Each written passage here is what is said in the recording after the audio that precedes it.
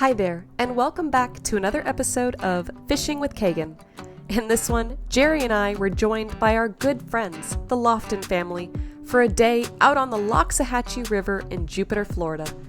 Between good company, great water, and plenty of laughter, it was one of those trips that reminds you exactly why you fell in love with fishing in the first place. My first lure of choice was the Whopper Plopper, a funny name for a seriously fun topwater lure. That propeller tail throws water everywhere, creating a commotion that predators just can't ignore. The morning started off a little overcast, but I wasn't complaining. Cloud cover means one thing to me: topwater all day long. Normally, you get that bite in the early morning or the late evening, but on an overcast day, that window never closes. We dropped anchor at the sandbar, giving everyone options. Those who wanted to fish could wade out into the shallow water and cast toward the mullet schools nervously darting around, while the rest of the crew relaxed and soaked up the view. It's hard to beat a spot like this. Calm water, good friends, and the steady sound of laughter carrying across the river. The Whopper Plopper might be a loud bait, and while that's great on some days, it can also be a bit too much noise for others.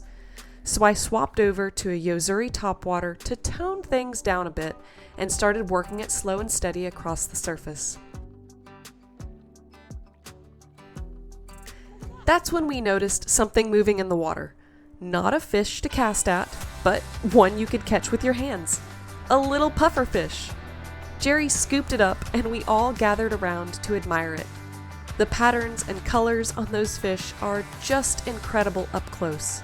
It's one of those small moments that makes you realize how alive these waters really are.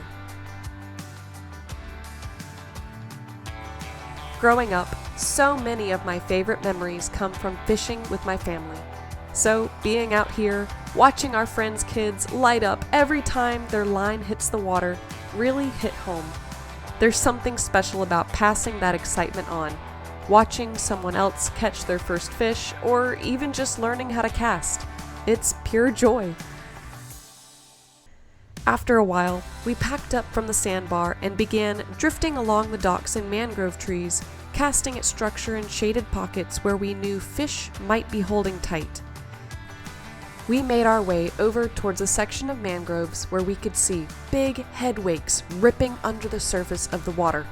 Sometimes you have to follow the fish, and it seemed like we had found a pocket where there was a lot of activity. I made a few casts into the area, trying different angles and speeds, hoping to trigger a bite. Every pass had me on edge because you could feel something was about to happen. I had one cast where I saw a little explosion behind my bait, but no connection. Still, I knew that fish was there, and I wasn't giving up on it that easy. It didn't take long for the calm to break. A swirl behind my lure, a flash of silver, and then an explosion on the surface. The kind of hit that stops your heart for a second before the drag starts screaming.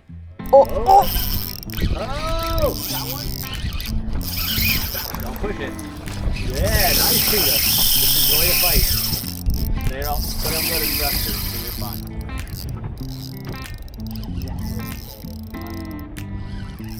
Watch that. To some, there is nothing sweeter than the sound of screaming drag, but especially when it's preceded by an explosion on a topwater plug. Got it.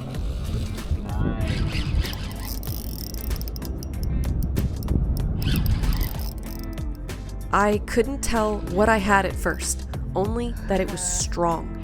Every time I gained a few cranks on the reel, it took them right back out. At one point, it ran under the boat, forcing me to dip my rod into the water to keep the line off the motor. How do I get him When in? it Does he finally have broke teeth? the surface and we caught sight of those silver scales and long body, we knew. It was a Barracuda. Put your rod down for the motor. Perfect.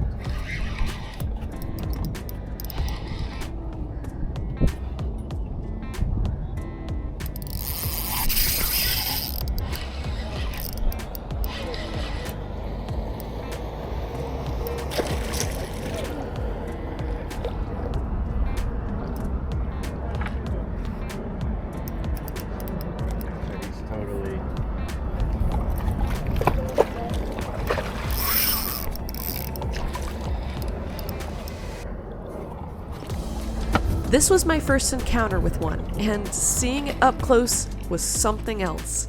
Long, lean, built for speed, and those teeth! It's like looking into the mouth of a predator straight out of a prehistoric book. Barracuda can grow up to 10 feet and weigh over 100 pounds, but this one was still young and perfect for the dinner table.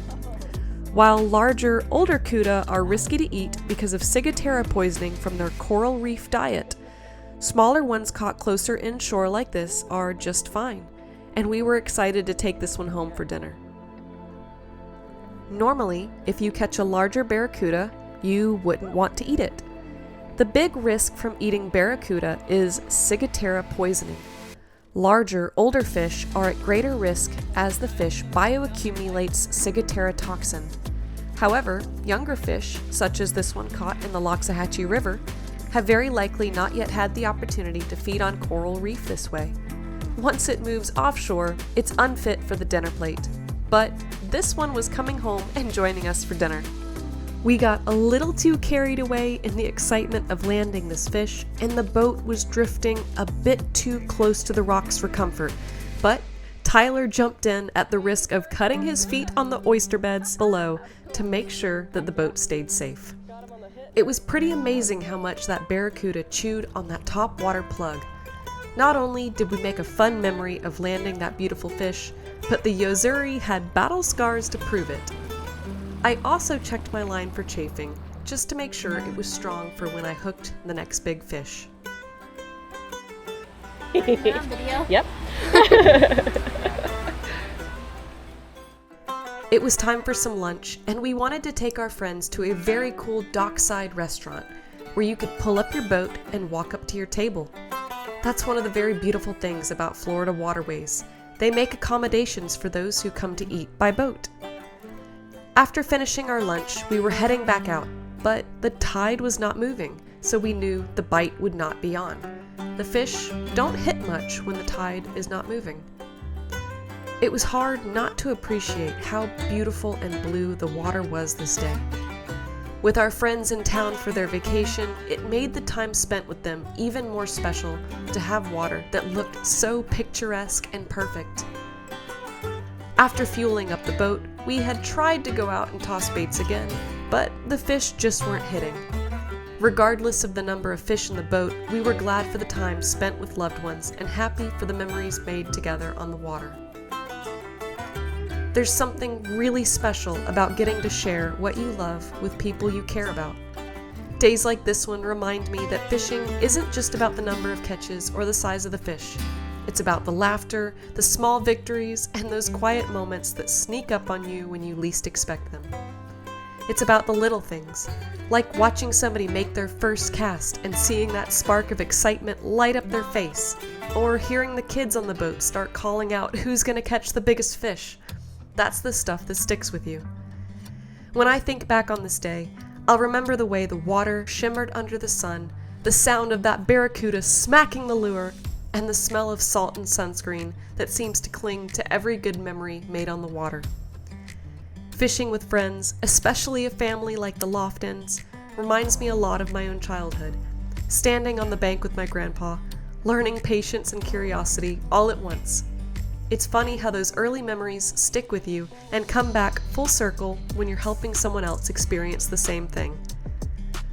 I think that's one of the coolest parts of this journey I'm on.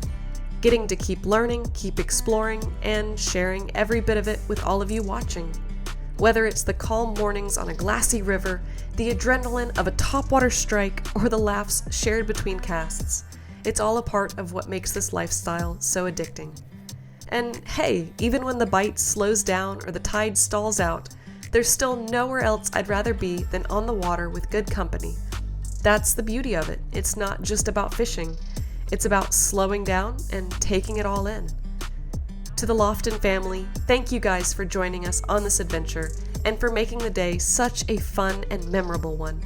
I think we created some moments that'll be talked about for a long time to come, and hopefully inspired a new little angler in the making along the way. And to all of you watching, thank you for being part of this journey too. Every comment, every like, every message really does mean the world to me.